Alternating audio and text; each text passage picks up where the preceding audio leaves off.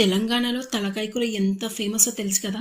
వేడి వేడి బగారన్నంలో కలుపుకొని తింటుంటే అబ్బాబ్బాబ్బా నోరు ఊరిపోతుంది. ఈ కర్రీ చేయడం పెద్ద ప్రాసెస్ అనుకుంటారు, ఒక్కసారి ఇలా చేయండి, చాలా చాలా బాగుంటుంది, సింపుల్ గా అయిపోతుంది. ముందుగా 1.5 కిలో మేక తలకాయ కర్రీని నీట్ గా వాష్ చేసి పక్కన పెట్టాలి. దీంతో పాటే మన కాళ్ళు కూడా సపరేట్ గా కొనుక్కోవాలి. ఇప్పుడు గ్యాస్ పైన కుక్కర్ లో ఆయిల్ ని వేసి 5 పచ్చిమిర్చిలు 2 ఉల్లిపాయ ముక్కలు వేసి లైట్ గా ఫ్రై చేయాలి. 2 స్పూన్ల ఫ్రెష్ అల్లం వెల్లుల్లి పేస్ట్ వేసి పచ్చివాసన పోయే వరకు 1 నిమిషం కలుపుకొని 1 స్పూన్ పసుపు కూడా వేసి కలిపి కొద్దిగా కొత్తిమీర కరివేపాకు పుదీనా వేసి ఒకసారి అంతా కలిపి 1.5 కేజీ మేక తలకాయ ముక్కలను వేసి ఆయిల్ లో కలిసేలాగా కలుపుకొని ఒక 5 నిమిషాలు మీడియం ఫ్లేమ్ లో ఉడికించాలి. తర్వాత 2.5 గంటల కారం 1 గంట ఉప్పు వేసి అంతా బాగా కలుపుకోవాలి. 1 స్పూన్ గరం మసాలా పొడి వేసి కలుపుకొని ఒక 3-4 నిమిషాలు ఉప్పు కారం ముక్కలకు పట్టేలాగా ఫ్రై చేయాలి. ఇప్పుడు 100 గ్రాముల చింతపండు నుంచి తీసిన చింతపండు పులుసుని వేయాలి. అలాగే 1 గ్లాస్ నీళ్ళని వేసి కలుపుకొని కొద్దిగా స్పైసీనెస్ కోసం హోల్ గరం మసాలా వేసి కుక్కర్ మూత పెట్టి 6-7 విజిల్స్ పెట్టి ఉడికించాలి. 6 విజిల్స్ తర్వాత కుక్కర్ ప్రెషర్ మొత్తం పోయాక చూడండి పర్ఫెక్ట్ గా ఉడికిపోయింది. సబ్స్క్రైబ్ చేయండి.